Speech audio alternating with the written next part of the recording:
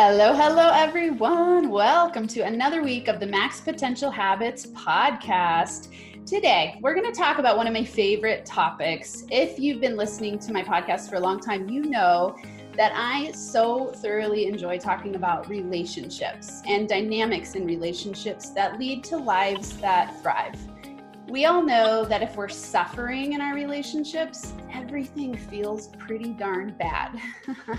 If you don't know how to relate to the people that you're spending time with, you will suffer. And in this win-win way of creating dynamic, healthy, vibrant relationships, I actually got an email it was someone who's been on our podcast, and I don't remember the episode number, but it was No More Mr. Nice Guy. The author emailed me and he said, "Hey, I have a friend who wrote a book and I think you'd be a great guest for your podcast." He sent me the book. I've been reading it. I've had some really juicy conversations with my feminist friend who I go on trail runs with, and this book has opened up so many parts of what I think about in terms of the masculine feminine dynamics in a relationship and what's important to consider. So I know a lot of you guys out there listening have struggled in relationships where you wonder about, how do I open my heart? How do I get my wife or partner to want to have sex with me? How do I show up as a man in the relationship and not be too pushy? How do I show up as a masculine leader in my life, in my business, in my world that has me feeling grounded and centered and connected? And we're going to talk about all of that today. This book is awesome. I cannot wait for all of you to read it. So the book is called The Masculine in Relationships, a blueprint for inspiring the trust, love, and devotion of a strong woman. The author is G.S. Youngblood, who is an author and men's coach. He coaches men in relationship how to live, love, and lead from their masculine core. He's been a student and creator in the fields of men's work and authentic relating for 12 years. Through his lens of masculine leadership, he also pulls in principles from a variety of fields: psychology, martial arts, tango, meditation, and BDSM. We are going to have an awesome conversation. Thank you so much for coming on the show today, GS. All right, Amanda, thank you for having me on. It's great to be here. Awesome. I've been so excited for this conversation because I'm just reading this book and highlighting and taking notes and going like, oh yes, I can't wait to have it. So first, I would love to hear your background. I know that you have a long history in sales and marketing in the executive world. Will you talk about that a little bit and how you got drawn into men's work? Yeah, 16 years in Silicon Valley in various executive positions, and actually learned a lot about leadership in that realm. You know, Silicon Valley is very progressive, and people that work at these companies, they don't want to be told what to do. They want to be inspired. And that's really the model of relationship that I'm talking about, where a man is providing his leadership, but it's not domineering. It's not toxic masculinity. It's not the misogyny of old, but it's clear leadership and an invitation to follow that leadership. And that's an invitation that his feminine partner can, pick up or ignore. It's really her choice, but he's putting out that invitation to follow his leadership and hopefully his skilled leadership. And that's a lot what the book is about. So the way that I got into men's work was the hard way, which was through a divorce that happened about 10 years ago. And it was a difficult time in my life for sure. And I really, at that point, could not figure out really what happened. Why did this go so wrong? And it was only a subsequent long-term relationship after that with a woman that was, had a strong masculine and a strong feminine. And in that relationship, seeing what works through all the men's work that I was doing and putting into practice, learning, and then observing patterns and principles and things that work, and then just codifying those over a 6-year period of time into the book that we're talking about today. So really, that's what took me to where I am today. And I love working with my clients. That's one of the biggest joys in my life, is seeing them improve their relationships, because I want to save relationships. I want to help guys save their relationships, particularly people with kids. The kids benefit when mom and dad figure out how to stay together. And in my worldview, mom and dad stay together when the man starts taking responsibility for how he is and starts stepping up with some of the ways of being that I'm talking about in the book. And that's the whole goal here, is to really help men. So much here. Okay, so first I want to say it seems so common to have people enter into a trajectory of coaching or whatever it is that they decide to get inspired to teach other people about when they've had this experience themselves. Mm-hmm. And they go, oh, I just want other people to be able to benefit from the knowledge that I've gained. And it sounds like you've done a really huge deep dive into exploring the world of masculinity and what works and what doesn't. I'm so curious. So let's, there's so many questions I want to ask you. One, when, something you just said that is really important is that piece of radical responsibility where we go, okay, let's look at ourselves and see how we're contributing to shaping a relationship that would or wouldn't work. And you said something about masculine leadership and how it's, from what, what I've read in your book and what you're saying is, there's this initiation of a masculine, powerful man to be the one in the leadership role. Let's dig there. And I know it's a huge topic in your book too. So talk about that a little bit. Well, I want to pick up on the phrase you had, which was radical responsibility. So there's really two ways to look at this. One is radical responsibility. Like, in my life, I'm going to take responsibility for my impact. There's there's a principle there, and that is absolutely true. And I love that. Let's talk more pragmatically, though. And this is how I try to talk to guys, less about, you should do this because it's the high-minded thing to do. Uh-huh. This is what I say to the men. Guys, waiting for her to change, hoping that she'll change, demanding that she change usually doesn't work, because she's usually the way she is. And let me qualify that statement in a second. But she's usually the way she is because she's just reacting to your way of being. So if you've become a doormat that doesn't have any opinions, if you're a man that gets defensive when she shares her emotional realities and emotional chaos, if you're doing things like that, she's shutting down to you. And then she's going to become more irritable. She's going to become more critical. She's going to become less open to being sexual with you. And those are the I'll call them symptoms. Don't take that the wrong way, but those are the outward behaviors that they see in their woman that they're complaining about. I'm trying to get the guys to follow the breadcrumbs back. She's just reacting to your way of being. So that's a lot of responsibility, but it's also, we just gave you the keys to the kingdom, because when you change, more often than not, she'll change. Yeah. That's really what it comes down to. It was amazing reading your book because the feminist side of me got charged up by the word leader. Like, women want their men to lead them. And I'm like, I went back and forth, and I was on my run with my friend, and we started talking about your book, and, she's a feminist. We were both trained in feminist sociology for a long time. And she's like, we both stopped running, and she's like, oh, that sounds so good. And it was wild because I had the same response reading your book. I was like, yeah, I'm really tired of being the leader, and I need a powerful man to be in that position.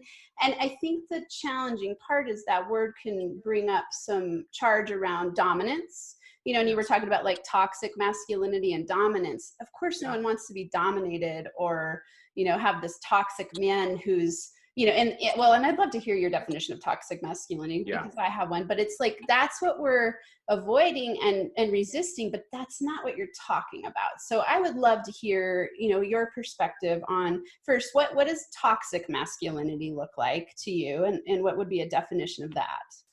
Yeah. So toxic masculinity I equate that with domineering. I want to actually differentiate between the word domineering and dominating. So domineering is the misogynistic, I'm entitled, I'm in charge, I'm entitled to your body, I'm entitled to tell you what to do.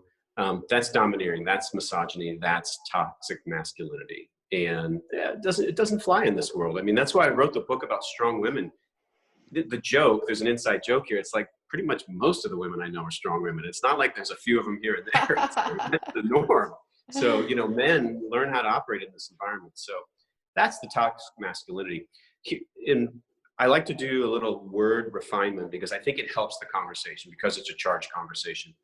I'm not leading you as in I'm in charge of you. I'm bringing leadership to the relationship. And guess what? You might bring some leadership. And our leadership might actually look different. Like, if I were to totally stereotype masculine and feminine energies, really whoever's bringing them, but the masculine energy is going to bring clarity, direction, decisiveness. The feminine leadership is going to be the vanguard for our connection and noticing when the connection is kinked and when things seem a little off. Like, that's the pure feminine leadership. Now, within one body, we're all a mix of those two, but we can each bring leadership. So men being leaders doesn't mean they're the only leader. It means they're bringing leadership, and they're doing it in a very specific style, which I try to lay out in the book, particularly in the second section of the book, which is provide structure, which is all about, really the leadership part of this. So, I don't know, does that help create some distinctions that make this easier to work with? Yeah. Okay. Yeah. I think yes, I wanted you to outline, because you're talking about the providing structure part. I know that you have a blueprint. Share with everyone listening what your blueprint is for being the masculine in the relationship. Yeah. So my experience of a lot of men is they don't understand really how to be more in their masculine. They would love to. I think, 99 out of 100 guys might say, yeah, I would like to be more in my masculine, and I have no idea how to do that. So I created this blueprint, which is just, it's for guys that say, just tell me what to do, man. I don't understand what to do, so just tell me. So the blueprint is very actionable. It's a 3-part structure. The first part, it's a 3-part structure, and my contention in this book is any man, it doesn't matter how tall, how short, how muscular, how rich, how intelligent or good looking you are, any man can bring these qualities, and he's going to be more attractive to the feminine. It doesn't matter all these other qualities. You bring this kind of energy, you're going to be more attractive in some way to the archetypal feminine. Maybe not particular women, but just the archetypal feminine. So element 1 of the blueprint, respond versus react. And so this is a man who has a stillness to him. There's a groundedness that you can feel. And, he's not kind of flitting about and talking fast and making snap decisions and being indecisive. Like, he's just grounded, and you can feel it. And groundedness transmits. Like, if I'm in a frazzled state, like I may have almost been right before we started as we were trying to get things, if I'm just bringing that, I'm going to transmit that to you. And then you're going to start to feel frazzled. And so you're not going to feel settled and relaxed around me. And so that's why this first part is so, so important. So, to get into that, I have 3 chapters in the book of talking about what I call a state of threat, about how we go into a state of threat, the impact that has on our physiology. That's 1. I talk about how men can handle their emotions through a lens that is very masculine. And then I talk about embodiment practices, which are absolutely fundamental and foundational to creating a more grounded presence in the world. So that's will you dig there a little bit and detail what does embodiment mean? I don't know that everyone listening knows what that means. So will you share some strategies around embodiment and what it is? Yeah. Well, embodiment as a general phrase is anything that gets you out of your head and into your body and into your emotional body, as physical and emotional body. And so that takes the form of a daily practice, and it's breathing, it's meditation. There can be movement practices and some visualization practices. So I go through a few of these in chapter 13, I think, on embodiment. I'm actually about to come out with an online course on this as well. Just many hours of all my practices and teaching you how to do the practices. Some are traditional and some are those that I created myself. So that's what I'm talking about. And we could go on for hours about different practices. But the ones I've designed are very contextual to what we're trying to do here and what we're trying to create. Okay. And am I right? So I told GS before we got on, I said, I got so into the book and I was highlighting and reading and I didn't get all the way through, but I started to skim some of your embodiment parts. And I know I promote a lot of meditation, and in that piece for me, it was that part of learning when I get into that threat state to shift my energy and to be able to get out of monkey brain and primitive thinking and step into frontal cortex and executive center, where I go, okay, that's why meditation is so powerful. That's why breathing is so powerful. So, okay. Yeah, totally agree. Yeah. And I tried, when I started meditating many, many years ago, I tried the first 10 years, I've never really stuck. Because I was in an abstract, so I was trying to use my mind to notice my thoughts. So the practices that I teach are really about finding other anchors to really hold on to pull yourself out of your mind. You need other anchors. Often it's physical sensation. That's one of the key things that is you've got to have another vine to grab on before you can let go of the vine of your own thoughts. So that's what a lot of these practices are designed around. Okay, wonderful. Okay. So first part of the blueprint, respond versus react. Yeah. Next is providing structure. So tell us a little bit about providing structure. Provide structure. Okay, there's really two elements to this. One way is you're bringing, I mean, the quality is one of clarity, one of decisiveness. And so the first thing you have to do, if you want to provide structure for yourself and someone you're in relationship with and those around you, first step is you've got to know what you want. So I have a whole chapter that goes through desire. Like, what are your preferences, needs, boundaries, wants? You know, a lot of guys, they take this position of yeah, look, I'm an easygoing guy. Like, I don't have a lot of needs, so I'm all good here. And they think that makes it easier for their feminine partner. And I would say maybe at first it's easier. And then at some point she's just like, who the fuck are you, man? Like, yeah. Where are you in there? I can't feel you. And it's so uncomfortable. Yeah. So you have experience with this. Oh yeah, absolutely. Yeah. So that's step one. It's that idea that you think you're being easygoing, but having no preferences is not realistic. And it's completely, to me, a mask of being too nice. Yes. I'm glad you said that. You don't know what you're working with. Right. And it goes into Robert Glover's work, who you mentioned earlier. Then you become a nice guy who hides his needs and you become angry underneath. Yeah.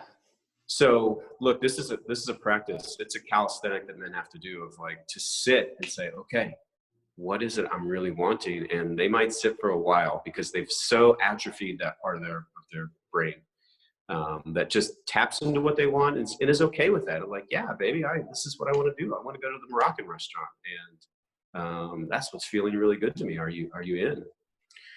So getting in touch with what you want, and then if I want my woman to go into her feminine state, which is going to be more relaxed, more playful, more radiant, more expressive. If I want her to go into that, then I need to alleviate her temporarily of some of the decision-making burden. So if it's as easy as we're going to dinner, instead of saying, baby, where do you want to go to dinner? You might say, hey, baby, I actually researched 3 restaurants. We can all get in at 8 o'clock at all of them. Which of these 3 sound good to you? And then, so that's you providing, you're simplifying. You haven't just thrown the whole decision-making wide open to her. You've actually simplified it, and she can say, I like A, B, or C, or I don't like any of those. She's welcome to say that, and you'll adapt in the moment. But you've simplified the decision-making while incorporating her needs. And so I think that's the art of this in a lot of cases when we talk about leadership, is you can take a leadership role, but you've got to incorporate her needs, because in so many cases, she's as competent or more competent in a lot of these things, than you are. So that's the art, is to bring focus, bring simplification, bring some direction, incorporate her needs. And what I say to guys is, you don't have to make every decision. You just need to make sure a decision gets made. So you facilitate the decision so that you two have a plan. So that's the simplest version of that. I have to chime in here. So for those of you who are listening, there's only a little tiny clip of this that gets video. So, you're not seeing our reactions to each other. And I'm just sitting here nodding my head and smiling, because I'm like, oh, that is so true. It's like this feeling of, as a strong, powerful woman, I am making decisions all day long. Like, rapid fire decisions, very important decisions, big complex decisions. It's just like, it feels so nice to be with a man who's grounded in the ability to be decisive. And it does provide a sense of structure and connection, and it allows me, I'll just speak for myself, but it's interesting because I've talked to a lot of people about what the content in your book and this idea of providing structure and decisiveness. And it's like, I get to like as you said it, I can even just breathe into the softness of my being. Yeah. And so it's such a powerful force. You talked a lot in the sections that I read, in the chapters that I read, about when a man shows up that way, because of women in the world, where we're in a world now that's more equal. Women are working and, they're doing powerful things in the world. And you know, in that way, she shows up in a masculine way in a lot of her life. So Yep. then in the relationship, it's the polarity of creating the dynamic between the masculine and feminine, so that in the relationship, she gets to have the softness because she has the masculinity out in the world. You know, and reading that, I was just like, oh, that sounds so good. That is exact. I mean, it's just very, it resonated deeply when I was reading it. Yeah. If I could point out two things to your listeners. One is for the men out there, whether or not you heard it without the video, Amanda, sorry, I almost called you Laura. Amanda had a visceral reaction. She wasn't having a mental reaction of like, oh, that really sounds nice. She was, I think you made a noise and you was like, oh, you know. Totally. That's men. That's what makes you uniquely attractive. When your way of being touches a visceral place in your woman, that's when she's going to get interested in you. You know, again, it's not necessarily the buying her flowers or something you might say. It's like, you got to touch these visceral parts where she's craving. And Amanda, as a powerful woman, you know, you are, I'm going to put words in your mouth, but I think it's what you just said. You're craving to be able to let go once in a while. Yes. And so that hence the visceral reaction. Yeah. Now, the flip side is that men say, well, what about me? I want to, like, I work all day. And here's my answer. It's like, yeah, okay, I get your sort of civil rights kind of, you know, angle on these things. But if you want her to go into that soft, expressive, playful, open state, then this is what you need to do. You need to alleviate her from decision-making. Then she's freed up to relax into her more feminine side. Yeah. So it's really a choice, men. You know, if you don't want to do it, great. If you want to say, what about me? Great. But enjoy your woman in her masculine energy. And right. And a sexless relationship. Exactly. Good luck with sex and intimacy. I think that's the thing I love that you said that, because I've heard men say that before. They're like, what about me? And when do I get to relax and all these things? And the truth is, I think that men overlook, well, when you show up that way, women want to take care of you in a feminine way. Yes, but when you don't show up that way, they resist, they repel, they avoid, and they feel resentful. So it's, and I can't speak for a lot of women, but I have these conversations with a lot of women, and I see it in relationship dynamics all the time. And I've seen it in my own relationship dynamics. So it's like,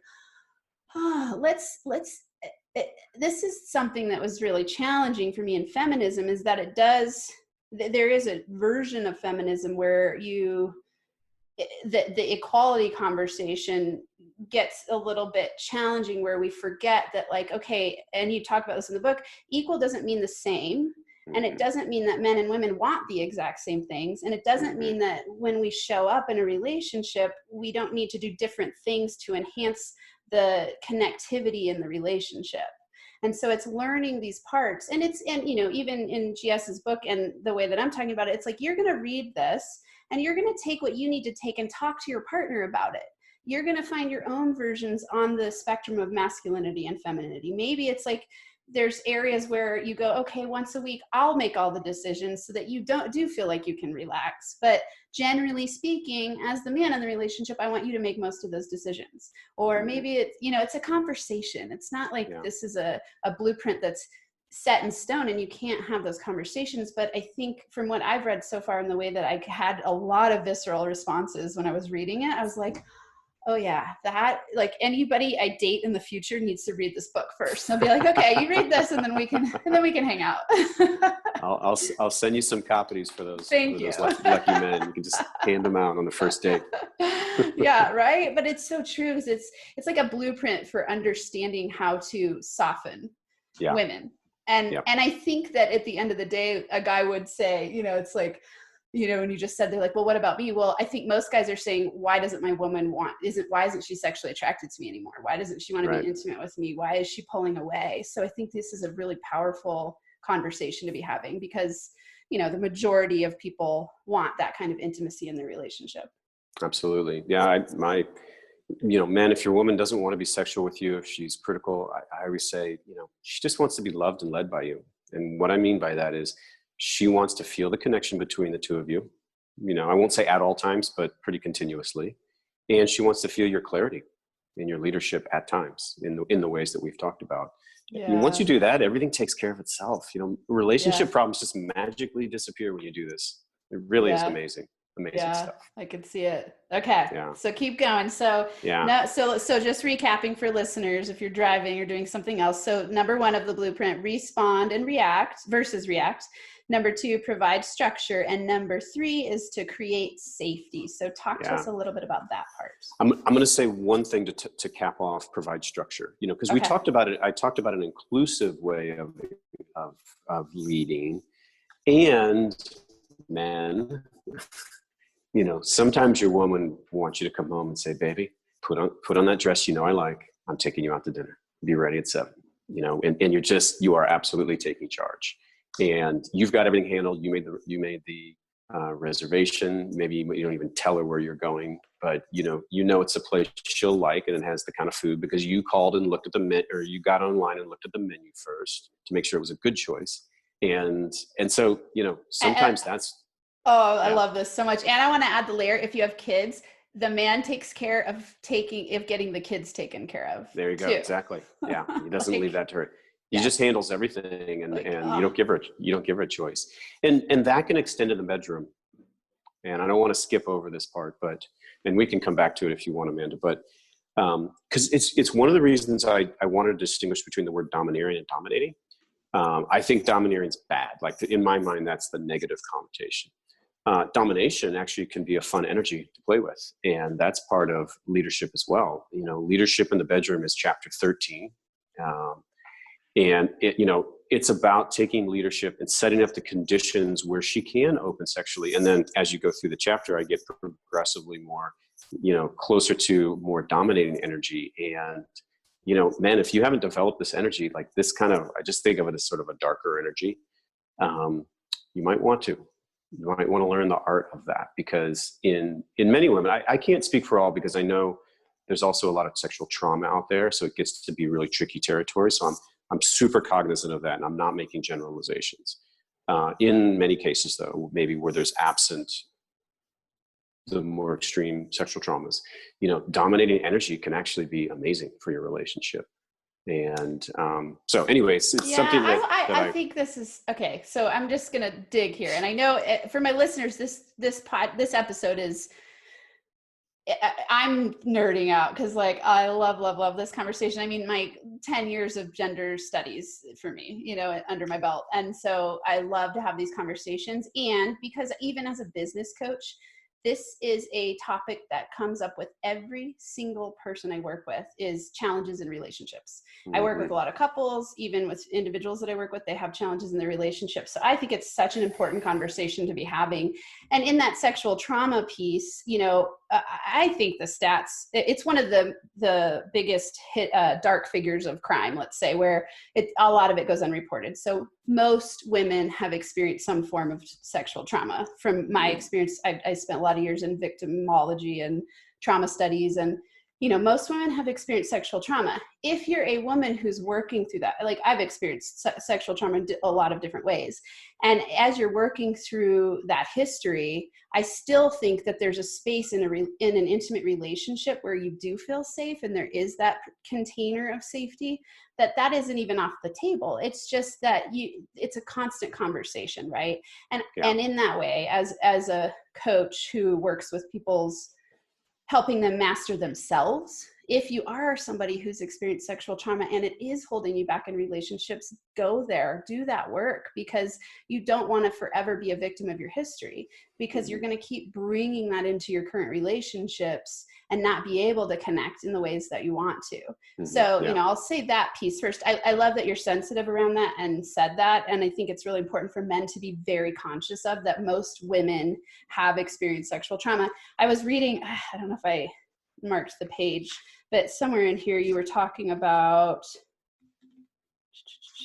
there's so many good spots that I marked.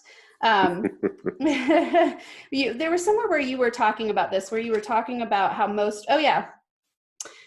many women also feel physically vulnerable around men who are in most cases bigger and stronger. We may live in a civilized society, but women must rely on that civility for their safety. Many will tell you that they often feel some level of risk, no matter how remote, and must deal with this on a daily basis. This is absolutely true. I have never met a woman who's, I've asked these questions in class lectures of 150 and said, okay, I want the women in here to raise their hand if they've gotten in an Uber and thought about their safety. Every single one of them raises their hand. The men were blown away. They're like, what? And I asked the men, and it's like, none of the men worry about that. You know, they're like, I'm fine. I'm in an Uber. It's not a big deal.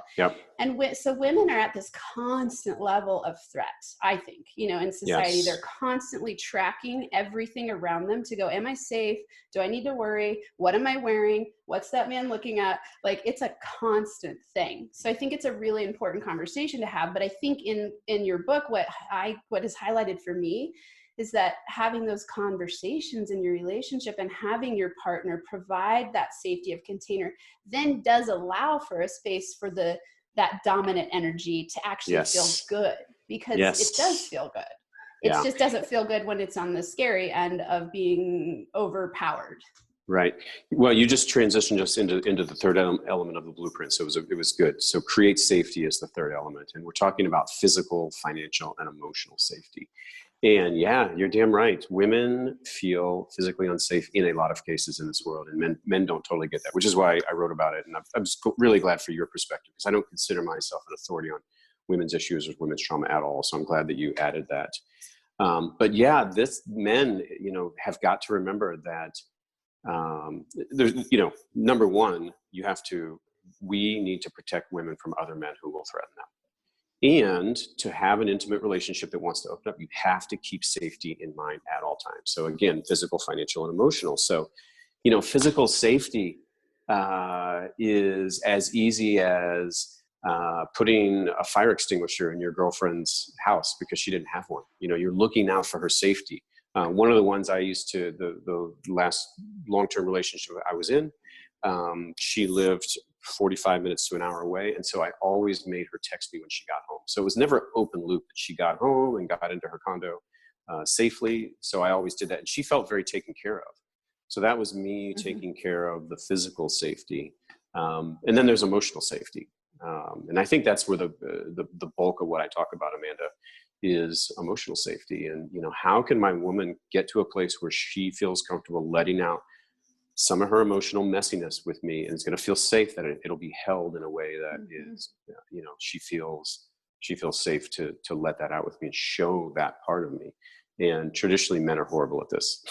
Right. Well, and then that ties back to number one, which is respond versus react, right? It's like, can I show up with all my emotional part of my being and have you hold a space and just hold me through it and not react in a way like I'm to blame. I need to, you know, even the fixing thing. It's like just the creating the safety part is like a container. I like that you're saying hold a space for it. Yeah. Yeah. And if you want, we can go into sort of the ways to not to do that and the ways to do that. Absolutely. There's two things I really want to talk about. And one is the financial creating safety, because this is a conversation I have with a lot of my women friends, because, you know, we're financial powerhouses and men can be threatened by that. And then I go like, does a man need to make more money to feel more powerful? Or, you know, because then that limits my ability to step into my financial power. Right.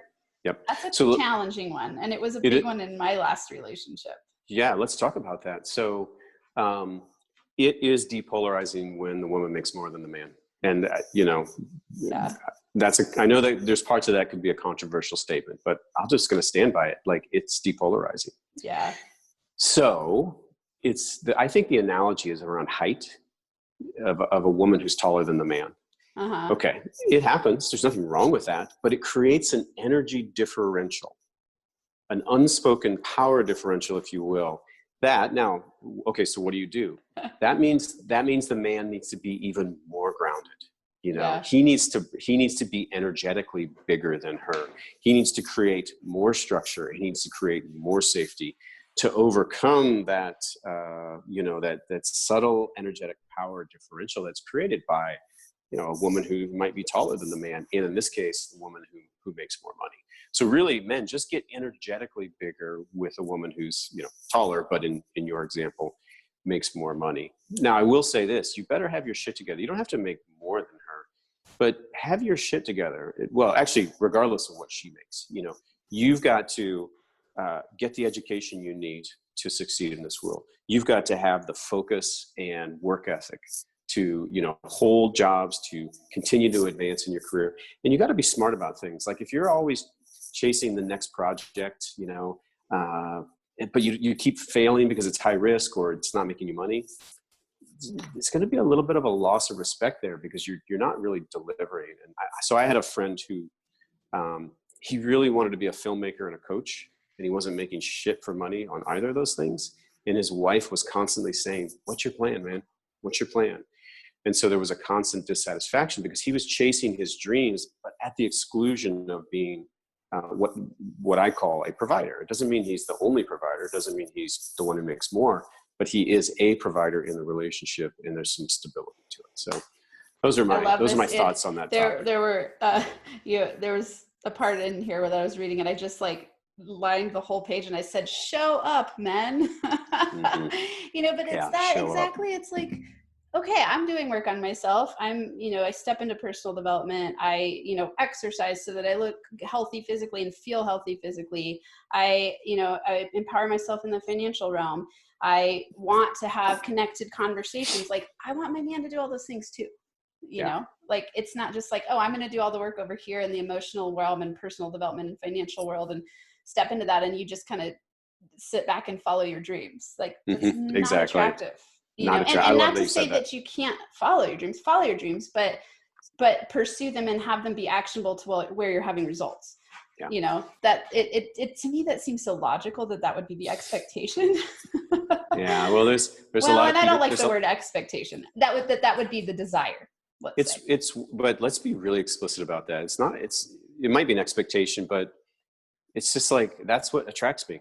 Right. And if you want to attract me, then this is it. I don't know what to tell you other than that. Yeah. And so, for men that want to attract Amanda, have your shit together. Right. Totally. And it's like, I always tell people, you need to become who you want to attract. So you can't expect this other person to bring all these amazing things, but then you're not doing the work on yourself too. Yeah. Very true. Yeah. Very true. Okay. So I want to dig too. So thank you. I love that conversation around the energy differential, and it doesn't mean it's impossible or even the lack of polarity in the financial place. You just need to step up in other ways to balance out that energy. I want to keep going on the emotional conversation. So you were going to give the listeners some tips on providing the emotional safety piece. Yeah. When women bring their emotional chaos to us, so their intensity, their upset, we tend to do a lot of things. We will withdraw rather. And that could mean, two things, like, just, you're too emotional, come back when you're, calm down, and then leaving the conversation. Or what's even worse is you just go stony and you kind of just sit there and you're like, fuck you, whatever, crazy, and you're really not permeable at all. And that is going to be like a dagger in your feminine partner's heart, in most cases. The worst one of all, and I think I end up talking about this on every interview I do because it's so pervasive, but defensiveness. So I have a great video on my YouTube channel about defensiveness, and I write about it in the book. But, defensiveness is, you are channeling emotion to me, and I'm responding with facts. I'm trying to, but no, wait a minute. Like, you got that, you're wrong about that. I didn't go to the store first, I didn't, I blah, blah, blah. So I'm trying to convince you not to be mad by trying to defend or correct the facts, or maybe blame you back and say, well, what about that thing you did? And that works in exactly like 0% of the cases, with any kind of reasonably feminine woman. It's just, and look, I am in that boat. I mean, I'm better these days, but in my relationships, I've done it too. So I'm not casting stones at anybody. It's hard. It's really hard when you come at us, and in a lot of cases, no offense, feminine, but you do often have your facts wrong, and you project shit on us, and there's anger and blame so it's never clean. It's rarely a clean transmission. But when we get hooked by that and then try to go and correct those facts, it never works. And it really, it just really, and then the guy's like, I just can't deal with you. And then he throws the C word at you. You're crazy. Because you're not making any sense. You're crazy. And then crazy is a real intimacy killer, and it's a real relationship killer, because it's a label I put on you to explain your behavior. And it's blame. I'm just blaming you for this. And, you have to transcend like blame. like, whose fault is this? Men have to understand it. You're giving me an emotional expression. And so what I write about in the book is hear her pain, not the blame. You know, I need to hear that you're in pain. You know, if you're emotionally chaotic, and, you know, even if you're coming at me, you're in some kind of emotional pain. But if I, you know, just look at the facts and the information, I'll never feel that. And so I tell guys, just feel that your baby's in pain. It's like, wow, my baby's really hurting. And, you know, I say to guys, if it was your 7-year-old daughter, you wouldn't be getting upset and defensive. You'd be like, oh, sweetie, you know, you'd have a heart-centered reaction to your 7-year-old daughter. Well, why can't you do that to your 30, 40-something-year-old intimate partner? You know, why can't you go into the heart? And that's the last chapter in the book that you saw. It's about heart and how to respond from a heartful place. So anyway, those are some of the dysfunctional ways that men, you know, create unsafety in their woman. So big and so applicable to so many people. Yeah. I think, you know, in sensitivity to the people who are stuck in that mode, read the book because it'll give you some tips. And also remember, it's that threat response. I think that most people get defensive when they feel like, oh crap, I got to figure out how to fix this. It's on me. In part, it's that wiring of like, oh, I've got to provide structure. So you're upset. I'm not sure how to deal with it. So I'm going to come at you with some facts to try to fix it. But I think, you know, from a woman's perspective, or most people I know, and it's funny because I've been guilty of this with my kids. Sometimes when I call it fixer robot, like when my kids would come to me, instead of just listening, they don't want me to fix it. They just want to be heard. And I had to really realize like, oh, it's because I don't want my kids to hurt. I don't want them to be in pain. And when I realized like, but they're not asking me, people ask you very clearly when they need advice. Mm-hmm.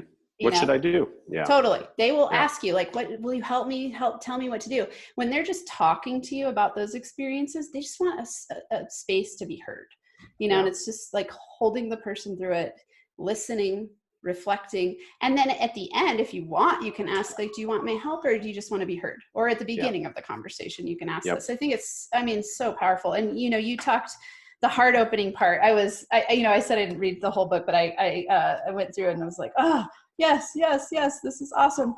You were in the heart opening. There's so much good stuff there. So I would say men and women listening, read the book, and men, step up and read the book. Don't have your partner read the book and then tell you about the book. You read the book. That never happens. Yeah, never. I get a ton of emails from women. Right. And it's like, and they're like, please, how do I get my partner to do these things? And that is like, to me, the number one action step call of this entire episode is men, step up and learn how to be powerful men. Like learn how to match your women in this way of they're showing up in their powerful feminine, you show up in your powerful masculine, and create relationships that thrive. Like this is a blueprint to do that from my perspective. Of course, there's things that I was like, ooh, I want to talk and dig here and ask questions here. And I look at it as like, I had so many. It's rare for me when I'm reading a book. Often my brain will be going, I'm like, oh yeah, ideas. Here I was like, oh, like I had a lot of visceral reactions. And I thought, this is a very important conversation, I think. Yeah. So thank you for that bodily endorsement. Yeah, like really powerful stuff. Thank you for bringing it to the table. Well, it's I'll just say one thing. Everything I write about is very personal. I'm not, writing about things I read about. Pretty much everything in that I've lived through, except in the cases of the examples of clients. But then I was living it with them, so it's very personal. Everything written about in that book. So good. Is there anything before, I could go on for a long time with you. So I'm thinking, okay, we gave a lot of juicy tips there. What would you say if there was the biggest takeaway you possibly could give to listeners about your work and about masculine in relationships? What would it be? I actually think we already covered it. So I'll just repeat a few things. Okay. One is a daily practice for men. I just think it's so important because, you're going to get in these situations and you never can predict what's going to happen. So you can't behavior your way through it. It has to be done at the nervous system level. Men, you've got to settle your nervous system to deal with the emotional chaos of a feminine partner and become that grounded man that she's craving. So daily practice, that's number one. Hear her pain, not the blame. We just talked about that. And it's a total reframe, and your life will change. Her life will change. Your relationship will change. If you can just pause and just feel into your woman. You just got to feel into what she's feeling. Don't go into the information. So that's 2. And then this last one we didn't really get to, but you commented on it. It was just a man being more in his heart. This is actually the frontier that I personally am on right now, because of my last relationship ending, quite frankly, and going deeper and deeper into my heart. And a lot of men don't get that. They're like, in my heart, what do you want me to be a poet or something? And I want to be a strong masculine man. Don't talk to me about my heart. And Yeah. it's counterintuitive, but actually they're coincident. And this is my belief. And after talking to a lot of women about it, it's like the combination of a strong masculine with your heart-centered approach to life. That is an unbeatable combination. You're uniquely attractive when you can bring the dark and the light energies together, and really bring both of those to a relationship. So even though we didn't get to talk about it, I'm creating now. You can't not talk about it now. we're going to make time for that. I do want to hear more, because you said, I wrote down, you said she's reacting to your way of being, right? So it's like in that leadership role, it's like a leader with a heart. Mm-hmm. I mean, to me, I'm just like, yes, that sounds incredible. And it's rare to meet a man who is confident enough and willing to do that work. And just like you said, it's like a lot of guys will go, my heart, what do you mean? Like that. I think people don't know how to do that. I mean, it's something I'm working on big time. One of my big quests right now is heart opening, and it's like, and in part it's because of that relationship piece where there's a lot of trauma, relationships, childhood, all these experiences cause us to want to shut down our heart and use protective strategies that protect us. But then what happens is the thing you want the most, which is that close connected feeling, never gets to happen. Right. So, opening your heart is really important. So talk about it just for a few minutes. I mean, you can't say that and then not. Yeah, it's the hardest thing to describe. I'm as people ask me about it, I'm like, okay, how do I describe this? Even though I'm having these last 6 months have been this massive visceral experience of it for me. So, being in your heart I almost have to describe it more viscerally. It's just, for me, I pause, I breathe. I don't feel an obligation to figure anything out or fix anything. And I tune into the moment, the emotion. If I'm with somebody else, I'm trying to feel into what it's like to be them. I'm feeling my goodwill towards others because I don't need to fix anything. My nervous system is settled and my wounds aren't acting up, and I feel like I need to protect myself. So I'm letting go of the need to protect myself. You can get there through a daily embodiment practice. You can get there through other means for settling your nervous system. You can get there by pausing and thinking of your 7-year-old daughter, and it kind of brings a soft spot. And then I open my eyes and I transfer that feeling onto you, Amanda, as I sit here, and I can be more in my heart and feel what's it like to be Amanda in this moment. And you can get there by, this is where I'm having a hard time putting words to it, but I've been in this really deep practice of, instead of like protecting myself and holding off my pain of life, I am just actually welcoming it in.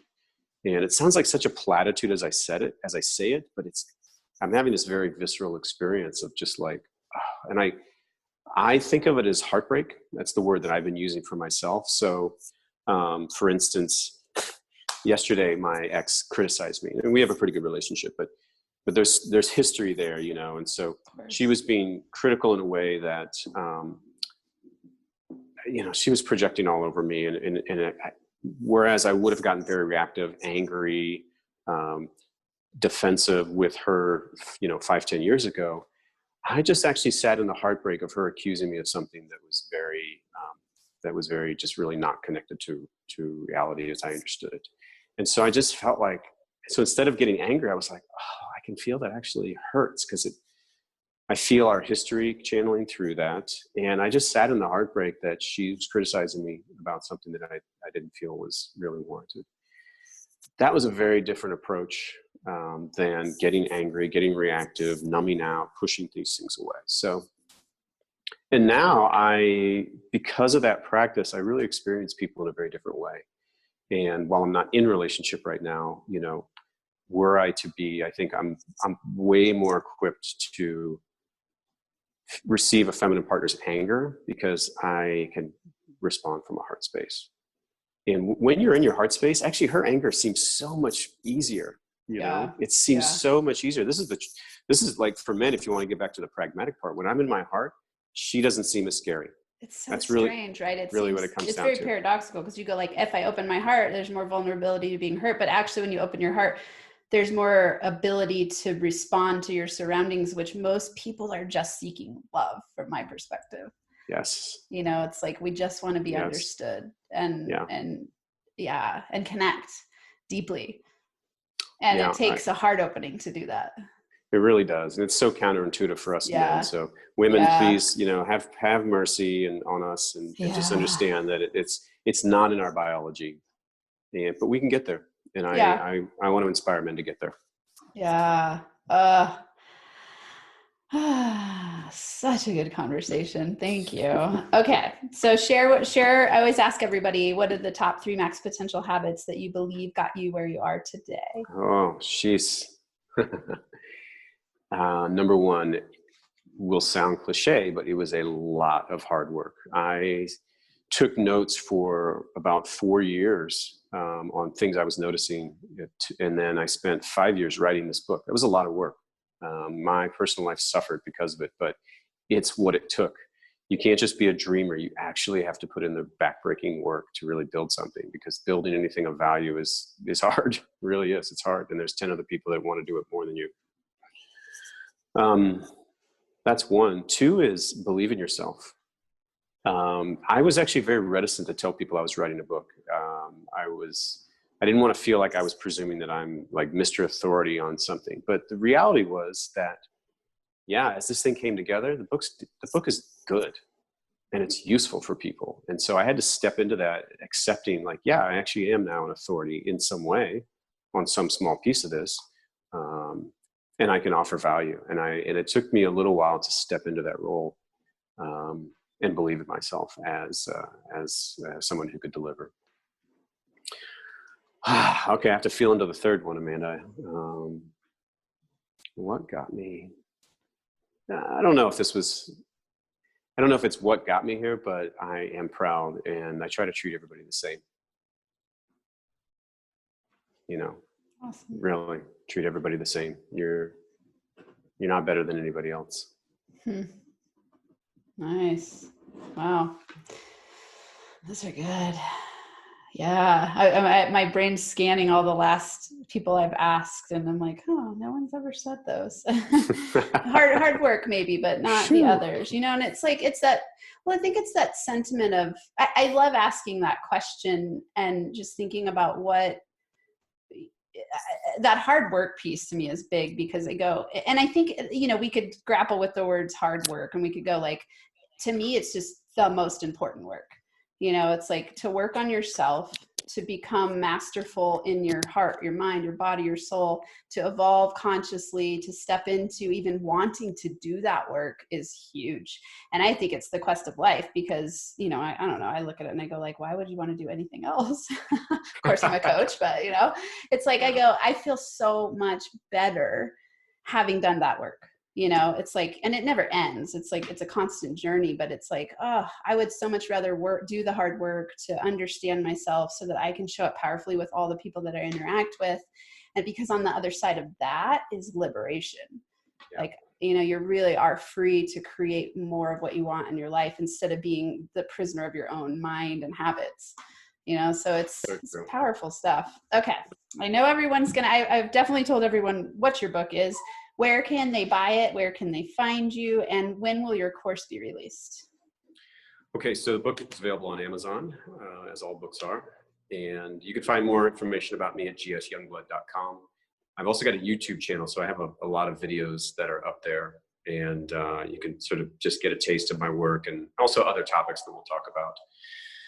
So those are the best ways. Men, you can join the Masculine in Relationship discussion group, or you can just like my GS Youngblood 1 Facebook page.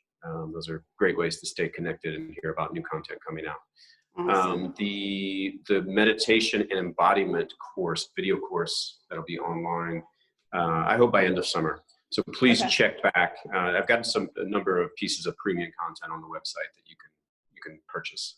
Okay. So check out the website, and also we'll get on the mailing list. That's the easiest way. Just go to the website, pop up will happen, and you can get on the mailing list. Then you'll hear about new stuff. Perfect. Okay, and it's your YouTube channel is GS Youngblood? That's correct. Yeah. Okay. And I'll have all the links in the show notes for everybody. It's been super amazing to have you here. Thank you for sharing your lots of years of knowledge, experience, just the wealth of helping people. I mean, obviously you're working with men, but it supports women too. It supports all people when we have powerful men in the world. So thank you for the work that you do in the world and for coming on our show to share it with listeners. That was my pleasure. I enjoyed the conversation. You did a great job. Thank you.